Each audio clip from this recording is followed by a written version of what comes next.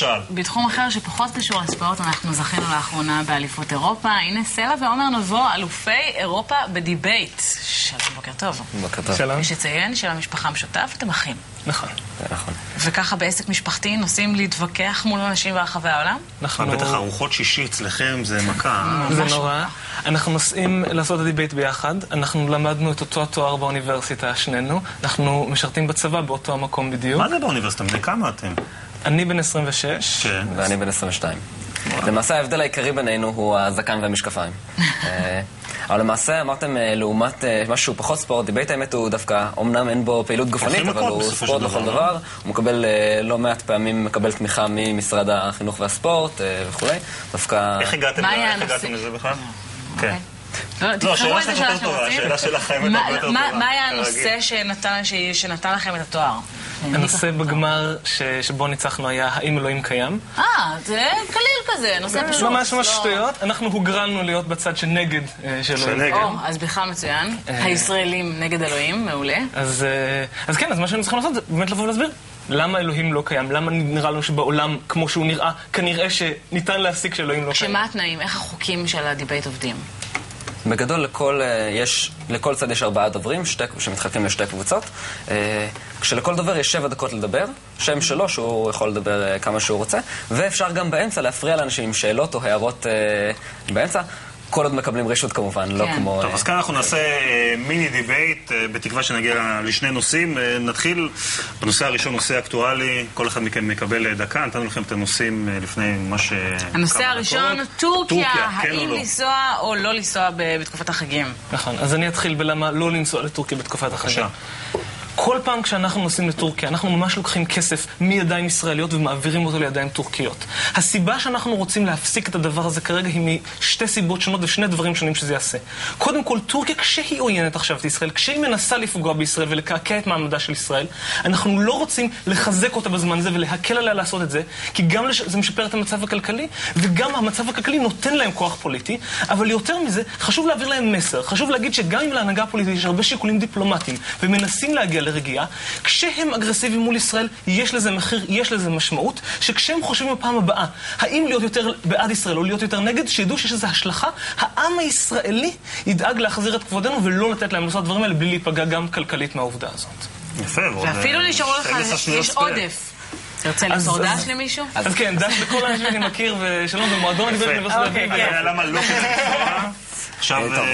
למה כן? כדאי, ובכן, זה מאוד נחמד לשבת ולחשוב על למה אנחנו...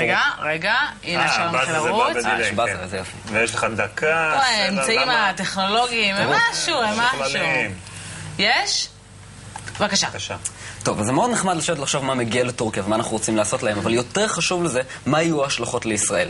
ואנחנו מסתכלים על הצעד הבא של טורקיה, צריכים לזכור שאנחנו צריכים שני דברים. הראשון, אנחנו צריכים שעדיין יהיה לנו leverage עליהם, אנחנו צריכים את היכולת להשפיע על ההחלטות שלהם. ועכשיו, כשיש להם איזושהי תרומה כלכלית מהיחסים עם ישראל, העובדה שהולכים להם כל יום לתחרות, אומר שיש להם אינטרס לשמר ולא להמשיך את הידרדרות היחסים. כי אמנם זה שלוקחים את השגריר זה דבר רע, אבל זה יכול להיות הרבה יותר גרוע, ומספיק להסתכל לסוריה ואיראן, לראות מה קורה כשאנשים באמת לא אוהבים אותנו.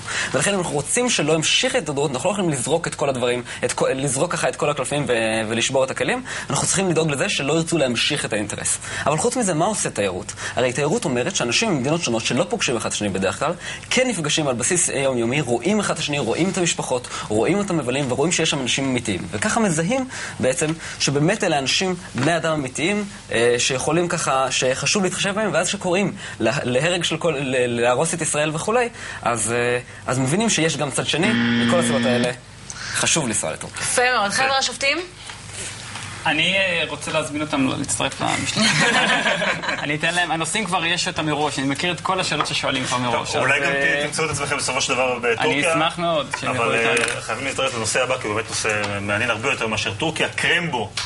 קודם הקצפת או קודם העוגיה, חצי דקה לכל אחד, אז מי מתחיל? אז אני אתחיל ואסביר למה קודם צריך לאכול את הקצפת ורק אחר כך את הביסקוויט. אז קודם כל ברור שהביסקוויט יותר טעים מהקרמבו, יש את היררכיית הטעם של הקרמבו הידועה, שקודם יש את הביסקוויט, אחר כך הקרמבו והרבה למטה את השוקולד המגעיל הזה מתחת. אז אם אתה אוכל קודם את הקצפת, אז אתה בהתחלה נהנה, כי זה טעים וזה הדבר הראשון. אחר כך יש לך עוד יותר טוב את הדובדבן שבקצפת ואפילו הביסקוויט שבקצפת, שאפילו טוב יותר. אבל מעבר לזה, היציבות של הקרמבו, אם יש לך ביסקוויט, אתה יכול להחזיק טוב. אם אתה אוכל כל הביסקוויט, אתה נשאר עם גוש קצפת ביד, שברגע שאתה לא חושב על זה, אז או שאתה מתלכלך בשוקולד, או יותר גרוע, אתה מועך את הקרמבו כשמישהו מפתיע אותך, בעיה. רגע, חכה, אני חייבת להגיד שאני כבר החלטתי. כן. חכה. קודם כל, אני לא רואה שום בעיה בלהחזיק את הקרמבו הפוך, אבל זה הרבה יותר מסוכן מזה. אם אנחנו משאירים את חלק הטעים ביותר לסוף, מה שעשוי לקרות זה שעובר אורח או חבר שלכם ליד, ייקח לכם את החלק הטעים לפני שהספקתם לאכול אותו. ואני רוצה לקרוא לכולם בבקשה, לא לומר, לי זה לא יקרה. לא לומר, אני בסדר, אני בטוח, אני רואה שאין פה אף אחד מסביב.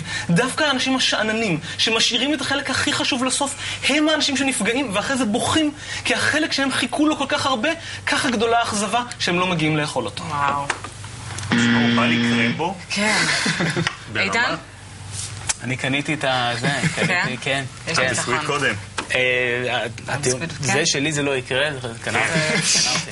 תודה רבה שבאתם.